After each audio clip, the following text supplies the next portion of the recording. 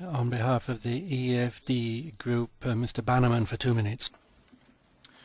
Baroness Ashton, I understand you're a fan of science fiction, particularly the BBC TV series Doctor Who, and I believe you have a Dalek at home, but that's another story.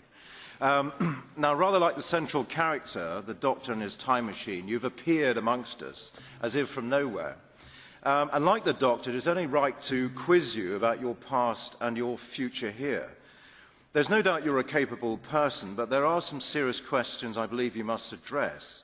So please, can you clarify, when you were Treasurer of the UK's Campaign for Nuclear Disarmament, CND, 1980 to 1982, did you or did you not take monies from Soviet bloc countries or from the Communist Party of Great Britain, directly or indirectly through other channels?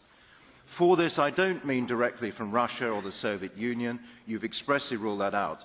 But did you take monies from any other Soviet bloc countries or communist entity or sympathetic organisation or individual?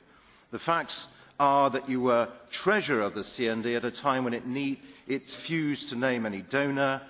Soviet experts allege that CND received funds channeled through the Communist Party of Great Britain, and its own General Secretary admitted on the record in 1991 that they received funds direct from the KGB. And then there was an audit done in 1983 that found nearly 40% of CND funds could not be traced back to the original donors.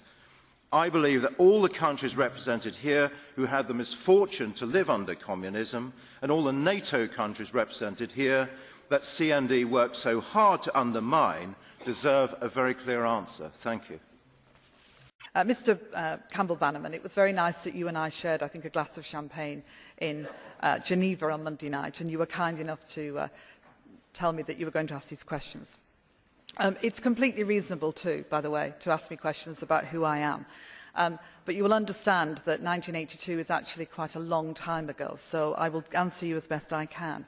I did not take any direct money from any communist country. I was always a member of the Labour Party. CND was an organisation that democratically marched for what it believed in, and what's great about democracy is that all those years later, you're able to ask me about it, and I will answer you.